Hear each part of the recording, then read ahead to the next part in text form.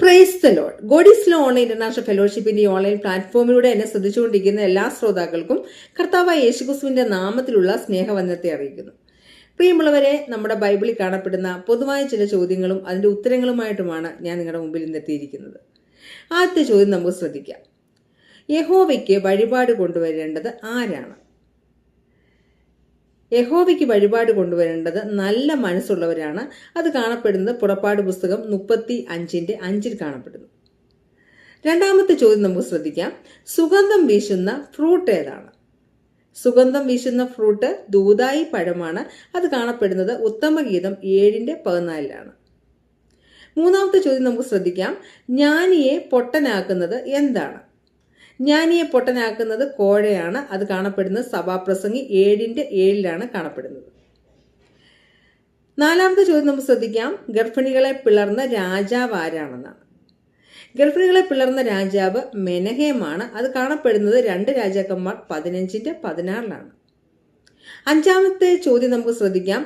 അമ്മയുടെ പണം മോഷ്ടിച്ച വ്യക്തി ആരെന്നാണ്.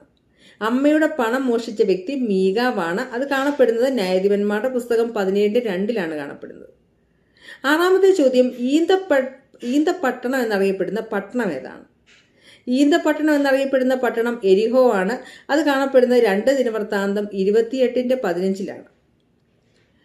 എല്ലാ സഭയ്ക്കും അതിഥി സൽക്കാരം ചെയ്ത വ്യക്തി ആരെന്നാണ്. എല്ലാ സഭയ്ക്കും അതിഥി സൽക്കാരം ചെയ്ത വ്യക്തി ഗായോസ് ആണ്. അത് കാണപ്പെടുന്ന റോമാലേഖനം 16:25 കാണപ്പെടുന്നത്.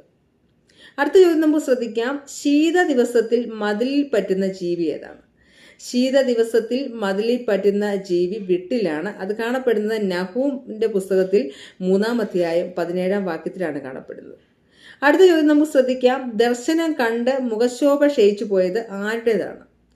ദർശനം കണ്ട് മുഖശോഭ ക്ഷയിച്ചു പോയത് ദാനിയേലിൻ്റെതാണ്. ദാനിയേലിന്റെ പുസ്തകത്തിൽ തന്നെ നമുക്ക് കാണാൻ കഴിയും. ദാനിയേലിന്റെ പുസ്തകം 10:8 അത് കാണപ്പെടുന്നത്.